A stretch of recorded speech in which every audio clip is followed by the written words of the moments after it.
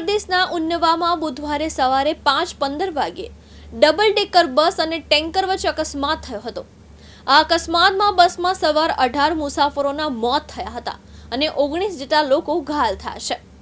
મૃતકોમાં 14 પુરુષો, 2 મહિલા અને 2 બાળકોનો સમાવેશ થાય છે।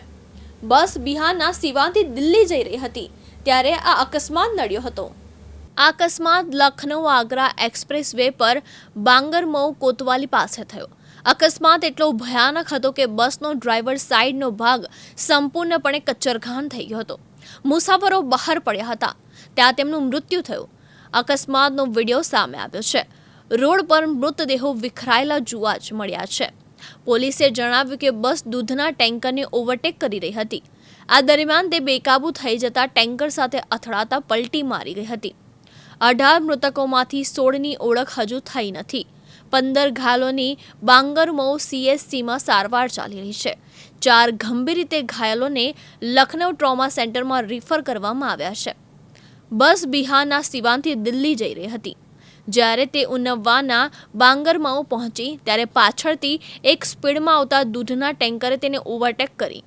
ઓવરટેક દરમિયાન બસ બેકાબૂ થઈને ટેન્કર સાથે અથડાઈ હતી। અકસ્માત અંગે આસપાસના લોકોએ પોલીસને જાણ કરી હતી।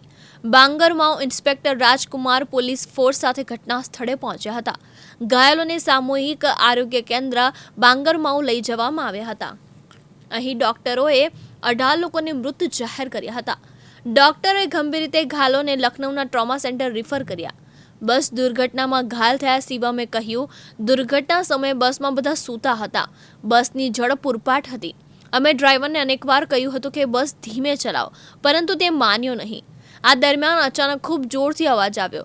હું ચોંકી ઉઠ્યો। બસના કાચ તૂટેલા જોયા। લોકો બહાર રસ્તા પર પડ્યા હતા। અમે પાછળ બેઠા હતા તેથી અમે બચી ગયા।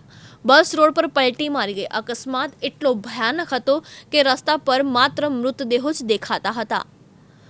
બ્યુરો રિપોર્ટ, દિવ્યાંગ ન્યૂઝ, ઉત્તર પ્રદેશ।